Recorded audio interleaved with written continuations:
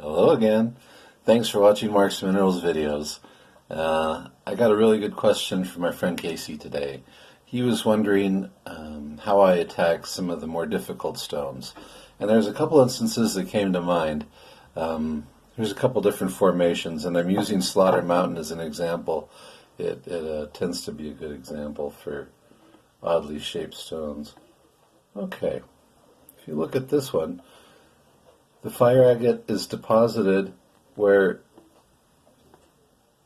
this is the top layer here, but there's a big void, a big separation in the two. So you're going to actually have two layers of fire, and depending on how closely stacked, this one has a fairly big void, so I can actually cut this one and separate the two stones. In some instances, they're so closely stacked that you're going to have to choose one over the other and choose which stones are best. So the best advice I can give you is what I got, and that would be to do a test corner. That means you're going to pick a corner of the stone, and you're going to grind all the way through it, and you're going to try to encapsulate, get into these different layers to see what it has. See if you're going to find some royal blue or some gorgeous dynamic electric pink or some dazzling yellow. The rarer the color, the better. The more valuable the stone on whole. And sometimes you just don't go far enough, you're not going to find it. So it's good to know what you have in the stone. Alright, I'm going to show you what I'm working with. Alright, here's another interesting example that you find sometimes, and it's one of the difficult, frustrating parts of fire agate. This particular one, this is called Piedras Negras, or Black Rock. It's from Aguascalientes, Mexico, and a lot of people won't cut it because it's really challenging. It's hard to find that fire layer, or that color, that flash. Luckily, this one's really bright. And when you pull out the right color against the black, that midnight black, it's really dynamic. It pops beautifully. But you have to it's almost like opal. You have to keep on going down like you were windowing potch. You keep on grinding off a little layer at a time until you find it. In this particular instance, you can see the horizon here.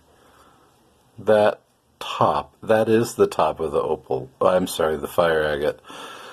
So in this instance, this is the top on this side. This is the top of another fire agate that chose to grow into it. So these are the tops of the fire agate. They're growing into each other. There's a thin layer of that milky chalcedony in between, so I had to choose which one's better, which one's more valuable. And I can actually see fire flash on this bottom one. So I ground through. I've been cutting through all these layers, all these bands, to see if I found any good color on this top one. And it just all the way down hasn't shown anything, but this base, the more I expose it, the brighter this is. So in this instance, I know it's easy to choose poor color. I'm going to cut that out of there and keep this bigger stone. So that's an instance if they're growing into each other. Alright, here's another one I'm working with. And this one's, it's hard when you're working with a valuable or a beautiful stone.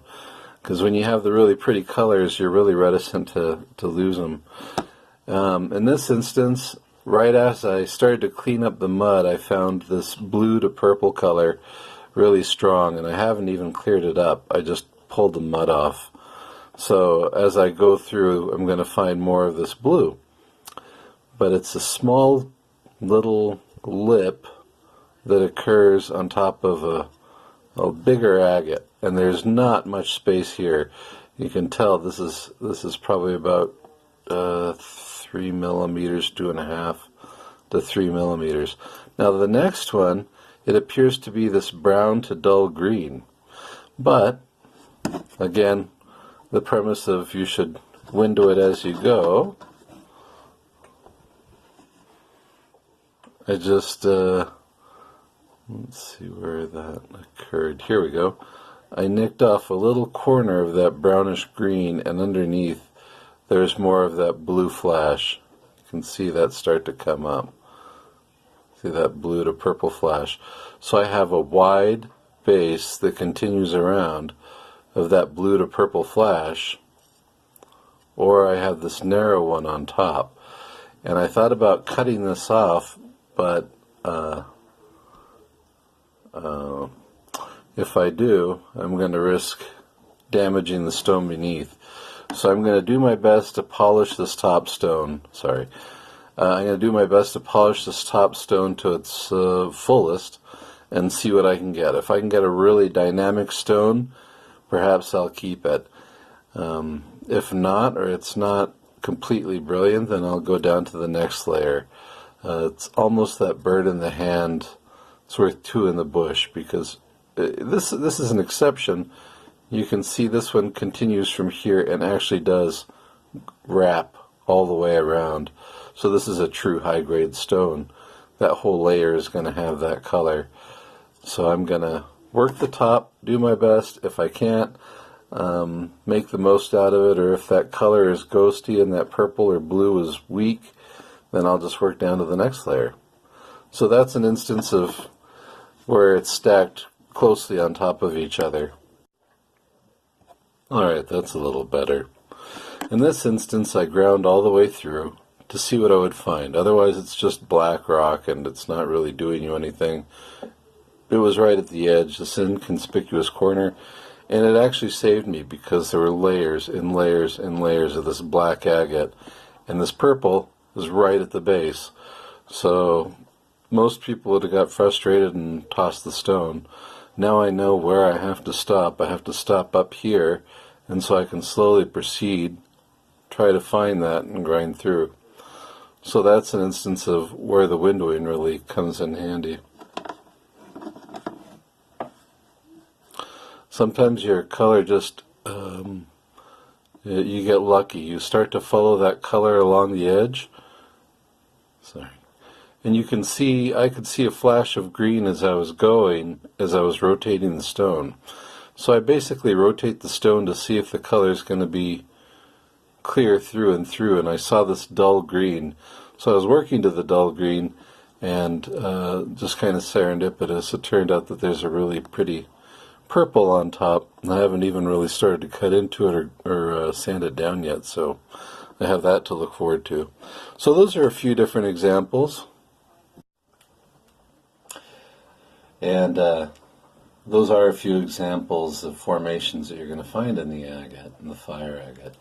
It can be frustrating, but that's also what makes it such an amazing stone. And that's why no two are ever alike. They grow to fit into whatever space that they are allowed to grow into. So they'll take over a little cavernous area and then fill that area with agate. At this point, I hope you're wearing a mask, using a visor so you can see what you're doing, being safe, and I hope you enjoy what you're doing. Make sure you take frequent breaks to stretch your eyes and hands. I'll be back with more later. Thanks for all your questions. Kasey, thanks for yours especially. And I hope you all have a fantastic evening. Bye.